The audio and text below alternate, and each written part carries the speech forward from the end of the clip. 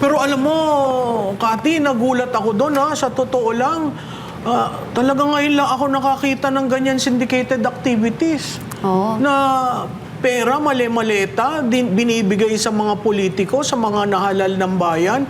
Kinwestiyon ng political strategies na si Malutikia ang nagiging tugon ng gobyerno sa pasabog ng 18 ex-Marines. Ito ay kaugnay ng mga inilantad nilang sulyap sa di umano'y mali-maletang pera na inihahatid sa matataas na opisyal ng gobyerno. Sa programang Sa Totoo Lang, inihayag ni Tikia na sa halip na harapin at busisiin ang katotohanan sa mga aligasyon, ang mga naglalantad pa ng katiwalian ang siyang binabantaan na para bang sila pa ang nagkasala. Alam mo yan ang traditional carrot and stick eh.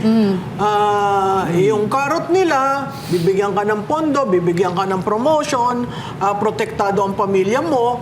Yung stick, ayaw mo, sige kakasuhan kita. Sige tatawagan ko ang iyong dito sa hearing.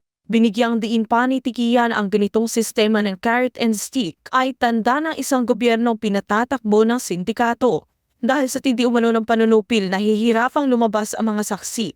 Dahil sa takot na sirain ang kanilang buhay at reputasyon, sa sandaling magsalita sila ng katotohanan. Sige, sisirain ko ang iyong buhay. So ito, alam mo, ang two lessons here grabe yung syndicated activities para tayong gobyerno ng sindikato. Wala. Pangalawa, grabe yung panunupil. Yes. Sa mga taong gusto Pang-api. magsabi ng katotohanan pero hindi makalabas or lumabas man ay babanatan ng babanatan.